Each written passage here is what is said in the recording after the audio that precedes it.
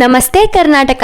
ಇವತ್ತಿನ ಅಮ್ಮನ ಲೋಕ ರೆಸಿಪೀಸ್ಗೆ ಸ್ವಾಗತ. ನಾನು ನಿಮಗೆ ಇವತ್ತು ನುಗ್ಗೆಕಾಯಿಯಲ್ಲಿ ಒಂದು ಗ್ರೇವಿಯನ್ನು ಯಾವ ಥರ ಮಾಡೋದಂತ ಹೇಳ್ಕೊಡ್ತಿದ್ದೀನಿ. ಫ್ರೆಂಡ್ಸ್, ನುಗ್ಗೆಕಾಯಿ ಅಂದರೆ ತುಂಬ ಜನಕ್ಕೆ ಇಷ್ಟ ಆಗುತ್ತೆ, ಹಾಗೆ ತುಂಬ ಜನಕ್ಕೆ ಇಷ್ಟ ಆಗಲ್ಲ. ಬರೀ ನುಗ್ಗೆಕಾಯಿಯಲ್ಲಿ ಸಾಂಬಾರನ್ನು ಮಾಡಿ ಬೋರ್ ಆಗಿದ್ರೆ ನಿಮ್ಮ ಮನೆಯಲ್ಲಿ ಈ ಥರ ಒಂದು ರೆಸಿಪಿಯನ್ನು ಮಾಡಿ ನುಗ್ಗೆಕಾಯಿ ಪ್ರಿಯರಿಗೆ ಯಾರೆಲ್ಲ ಇರ್ತಾರೋ ಅವ್ರಿಗೆ ನಿಜವಾಗ್ಲೂ ಇಷ್ಟ ಆಗುತ್ತೆ.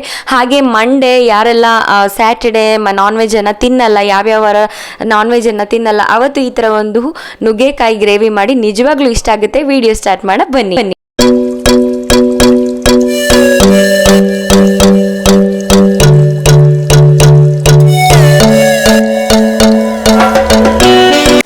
ಲೆಸನ್ ನಂಬರ್ 1, ಗ್ಯಾಸ್ ಸ್ಟವ್ನ ಆನ್ ಮಾಡಿ ಅದ್ರ ಮೇಲೆ ಒಂದು ಪ್ಯಾನ್ ಅನ್ನ ಇಟ್ಕೊಳ್ಳಿ. ಸೊ ನುಗ್ಗೆಕಾಯಿ ಗ್ರೇವಿ ಈ ಒಂದು ಪ್ಯಾನ್ ಅಲ್ಲೇ ಮಾಡ್ತಿದ್ದೀನಿ. ಆದಷ್ಟು ದೊಡ್ಡ ಪಾತ್ರೆಯನ್ನ ಯೂಸ್ ಮಾಡಿ. ಅದಾದ್ಮೇಲೆ ಪ್ಯಾನ್ ಕಾದ ನಂತರ ಅದು ಸ್ವಲ್ಪ ಒಂದು 5 ರಿಂದ 6 ಟೇಬಲ್ ಸ್ಪೂನ್ ಅಷ್ಟು ಅಡಿಗೆ ಎಣ್ಣೆ ಹಾಕೊಳ್ಳಿ.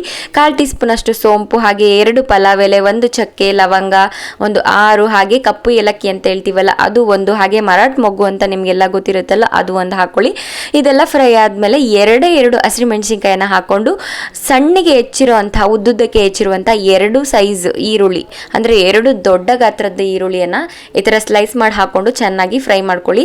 ಸೊ ಗೋಲ್ಡನ್ ಬ್ರೌನ್ ಆಗಿದೆ ಅಲ್ವಾ. ಸೊ ಈ ಒಂದು ಹದಕ್ಕೆ ಬಂದ ತಕ್ಷಣ ನೀವು ಶುಂಠಿ ಬೆಳ್ಳುಳ್ಳಿ ಪೇಸ್ಟ್ ಅನ್ನ ಹಾಕೊಳ್ಳಿ. ನಾನಿಲ್ಲಿ 1 ಟೇಬಲ್ ಸ್ಪೂನ್ ಅಷ್ಟು ಶುಂಠಿ ಬೆಳ್ಳುಳ್ಳಿಯನ್ನ ಯೂಸ್ ಮಾಡಿದ್ದೀನಿ. ಅದಾದ್ಮೇಲೆ 1 ದೊಡ್ಡ ಟೊಮೊಟೊವನ್ನ ಸಣ್ಣದಾಗಿ ಕಟ್ ಮಾಡಿದ್ದೀನಿ. ಆದಷ್ಟು ಇದಕ್ಕೆ ಜಾಮೂನ್ ಟೊಮೊಟೊವನ್ನ ಯೂಸ್ ಮಾಡಿ. ಸೊ ಇದಾದ್ಮೇಲೆ ಇದನ್ನು ಅಷ್ಟೇ ಚೆನ್ನಾಗಿ ಹಸಿ ಸ್ಮೆಲ್ ಹೋಗ್ಬೇಕು ಅಲ್ಲಿ ತನಕ ಅದನ್ನ ಬೇಯಿಸ್ಕೊಂಡಾದ್ಮೇಲೆ ಇದಕ್ಕೆ ಎಳೆ ನುಗ್ಗೆಕಾಯಿ ಬರುತ್ತೆ ಗೊತ್ತಾ, ಬಲ್ತಿರಬಾರ್ದು. ಎಳೆ ನುಗ್ಗೆಕಾಯಿ ಎಲ್ಲ ಸಿಪ್ಪೆಯನ್ನು ತಕ್ಕೊಂಡು ಈ ಥರ ಉದ್ದುದಕ್ಕಾಗಿ ಕಟ್ ಮಾಡ್ಕೊಳ್ಳಿ. ಅದಾದಮೇಲೆ ಸ್ವಲ್ಪ ನೀರನ್ನು ಹಾಕ್ಕೊಳ್ಳಿ, ಯಾಕಂದರೆ ನುಗ್ಗೆಕಾಯಿ ಬೇಯಬೇಕಲ್ವಾ. ಸೊ ಆದ ಕಾರಣ ಸ್ವಲ್ಪ ನೀರನ್ನು ಹಾಕ್ಕೊಳ್ಳಿ.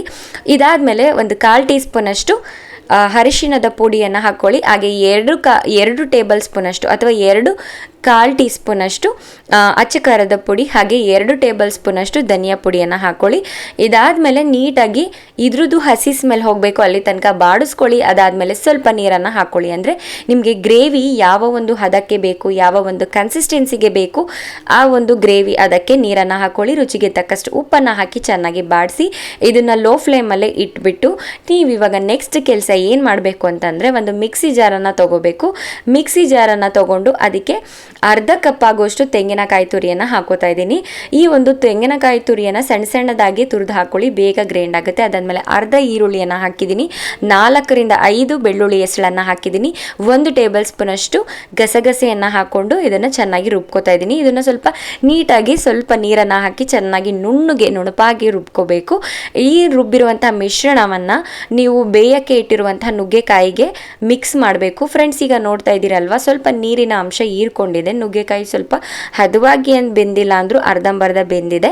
ಸೊ ಈ ಒಂದು ಟೈಮಲ್ಲೇ ನೀವು ರುಬ್ಕೊಂಡಿರುವಂತಹ ತೆಂಗಿನಕಾಯಿಯ ಹಾಲನ್ನು ಇದಕ್ಕೆ ಹಾಕೊಳ್ಳಿ. ಈ ಹಾಕೊಂಡಾದ್ಮೇಲೆ ನೀಟಾಗಿ ಮಿಕ್ಸ್ ಮಾಡ್ಕೋಬೇಕು. ಚೆನ್ನಾಗಿ ಒಂದಕ್ಕೊಂದು ಹಿಡಿಬೇಕಲ್ವಾ, ಅಲ್ಲಿ ತನಕ ಮಿಕ್ಸ್ ಮಾಡಿಕೊಂಡು ಇದನ್ನು ಬೇಯಿಸ್ಕೊಳ್ಳಿ. ಸೊ ಇದನ್ನ ಒಂದು ಮೀಡಿಯಂ ಫ್ಲೇಮಲ್ಲಿ 10 to 15 ಮಿನಿಟ್ಸ್ ಬೇಯಿಸಿದ್ರೆ ಸಾಕು. ಅದಾದಮೇಲೆ ನೋಡಿ ಎಷ್ಟು ಚೆನ್ನಾಗಿ ಗ್ರೇವಿ ರೆಡಿ ಆಗಿದೆ. ಈ ಒಂದು ಕನ್ಸಿಸ್ಟೆನ್ಸಿಗೆ ಇದ್ದರೆ ನಿಜವಾಗ್ಲೂ ರೊಟ್ಟಿ, ದೋಸೆ, ಪೂರಿ, ಇಡ್ಲಿ ಎಲ್ಲದಕ್ಕೂ ತುಂಬ ಚೆನ್ನಾಗಿರುತ್ತೆ. ಒಳ್ಳೆ ಸೈಡ್ ಡಿಶ್ ಅಂತಲೇ ಹೇಳ್ಬೋದು. ಅದಾದಮೇಲೆ ಲಾಸ್ಟಿಗೆ ಸ್ವಲ್ಪ ಗರಂ ಮಸಾಲವನ್ನು ಹಾಕ್ಕೊಳ್ಳಿ. ಯಾವ ಬ್ರ್ಯಾಂಡ್ ಬೇಕಾದರೂ ಯೂಸ್ ಮಾಡ್ಕೋಬೋದು. ಗರಂ ಮಸಾಲನ ಲಾಸ್ಟಲ್ಲಿ ಯಾಕೆ ಹಾಕೋಬೇಕಂತ ಹೇಳಿದ್ರೆ ಆ ಒಂದು ಘಮ ಅರೋಮ ಎಲ್ಲ ಬಿಟ್ಕೊಳ್ಳುತ್ತೆ. ಸೊ ತುಂಬ ಚೆನ್ನಾಗಿರುವಂಥ ಫ್ರಾಗ್ರೆನ್ಸು ಅರೋಮಾ ಬರುತ್ತೆ. ಆದ ಕಾರಣ ಲಾಸ್ಟಲ್ಲೇ ಹಾಕ್ಕೊಳ್ಳಿ. ಅದಾದಮೇಲೆ ಸ್ವಲ್ಪ ಕೊತ್ತಂಬರಿ ಸೊಪ್ಪನ್ನು ಹಾಕಿದರೆ ರೆಡಿ ಟು ಸರ್ವ್. ಇದನ್ನು ನೀವು ಚಪಾತಿ, ಪೂರಿ, ರೊಟ್ಟಿ, ಅಕ್ಕಿ ರೊಟ್ಟಿಗಂತೂ ಒಳ್ಳೆ ಕಾಂಬಿನೇಷನ್. ನಾನಿಲ್ಲಿ ಚಪಾತಿ ಜೊತೆಗೆ ಇದನ್ನು ಸರ್ವ್ ಮಾಡ್ತಾ ಇದ್ದೀನಿ. ಫ್ರೆಂಡ್ಸ್, ಇದನ್ನು ನಿಮ್ಮ ಮನೇಲಿ ಒಂದ್ಸಲ ಮಾಡಿ ಹೇಗಾಗಿತ್ತು ಅಂತ ನನಗೆ ಕಮೆಂಟ್ ಸೆಕ್ಷನ್ನಲ್ಲಿ ತಿಳಿಸಿ ಅಂತ ಹೇಳ್ತಾ, ನೀವಿನ್ನು ನಮ್ಮ ಅಮ್ಮನ ಲೋಕ ರೆಸಿಪೀಸ್ ಚಾನಲ್ಗೆ ಸಬ್ಸ್ಕ್ರೈಬ್ ಆಗಿಲ್ಲ ಅಂದರೆ ಪ್ಲೀಸ್ ಸಬ್ಸ್ಕ್ರೈಬ್ ಆಗಿ ಅಲ್ಲೇ ಕಾಣಿಸ್ತಾರೆ ಅಂತ ಬೆಲ್ ಐಕಾನ್ನ ಕ್ಲಿಕ್ ಮಾಡಿ. ಇದರಿಂದ ನಮ್ಮ ಎಲ್ಲ ವಿಡಿಯೋಸ್ ನಿಮಗೆ ನೋಟಿಫಿಕೇಶನ್ ಮೂಲಕ ತಲುಪುತ್ತೆ ಅಂತ ಹೇಳ್ತಾ, ಫ್ರೆಂಡ್ಸ್ ಈ ವಿಡಿಯೋ ಇಷ್ಟ ಆಗಿದೆ ಅಂತ ನಾನು ಭಾವಿಸ್ತಾ. ಇದನ್ನು ಮಾಡಿ ನಿಮ್ಮ ಮನೆಯಲ್ಲಿ ಯಾವ ಥರ ರಿಯಾಕ್ಟ್ ಮಾಡಿದ್ರು ಅದನ್ನು ಕೂಡ ನನಗೆ ಕಮೆಂಟ್ ಸೆಕ್ಷನ್ನಲ್ಲಿ ಬರೆದು ಹಾಕಿ. ಫ್ರೆಂಡ್ಸ್, ನಾನು ನನ್ನ ಮುಂದಿನ ವಿಡಿಯೋ ಜೊತೆ ನಿಮಗೆ ಸಿಗ್ತೀನಿ. ಅಲ್ಲಿ ತನಕ take care, I love you, bye ಅಂತ ಹೇಳ್ತಾ ಕೀಪ್ ವಾಚಿಂಗ್ ಅಮ್ಮನ ಲೋಕ ರೆಸಿಪೀಸ್. ಸೈನಿಂಗ್ ಆಫ್ ತನ ಪ್ರಿಯಾ. Take care all.